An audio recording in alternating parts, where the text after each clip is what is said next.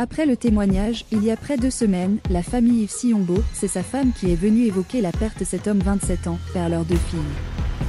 Elle a expliqué qu'elle avait décidé à la dernière minute pour venir bar après avoir entendu les plaintes de l'accusé concernant leurs conditions de transfert et leurs fouilles nues avec des génuflexions auxquelles ils ont été soumis jusqu'à récemment.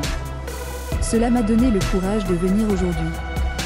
Je voulais venir pour que mon mari ne soit pas seulement un mot. Le soir des attaques, cet avocat âgé aujourd'hui 32 ans est allé avec sa famille à l'hôpital militaire de Nederover-Ambiek pour essayer de trouver des informations concernant Yves.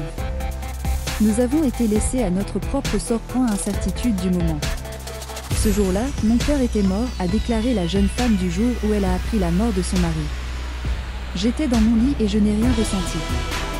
Le témoin a décrit un mari et un père aimant qui préparaient des gâteaux pour ses filles de 3 et 4 ans à l'époque. Chaque fois que cela est possible pour moi, je leur parle de lui, ce qu'il aimait.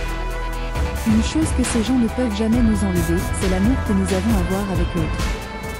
Ça me manque beaucoup et mes filles aussi, a poursuivi la veuve de Yves. Elle regrette plus que tout ce que ses filles n'aient eu la chance de voir leur père venir les chercher à l'école, qu'ils ont été supprimés la chance de vivre avec la Golden Gold. Dans les pires moments, ma fille aînée a déjà dit qu'elle aimerait le rejoindre au paradis parce qu'elle ne voulait plus vivre, a déclaré les années 30. Le plus petit, d'autre part, ne se souvient plus vraiment de son père. J'ai abandonné mes filles pendant des années parce que je n'avais plus rien à leur donner, se souvient-elle, évoquant une tentative de suicide ratée. J'aurais aimé être à sa place. Il aurait assuré sur tous les fronts, il aurait apprécié vie. En supposant de ne pas ressentir aucune émotion pour l'accusé, la jeune veuve souhaitait néanmoins devant le tribunal que le jury les condamne à une peine maximale et qu'ils souffrent autant que possible. Je ne pense pas que l'on puisse faire de tels actes lorsque nous connaissons l'amour comme celui de Yves et moi. Mais je pense qu'ils ne ressentent rien parce que, pour eux, nous ne sommes que des mécréants.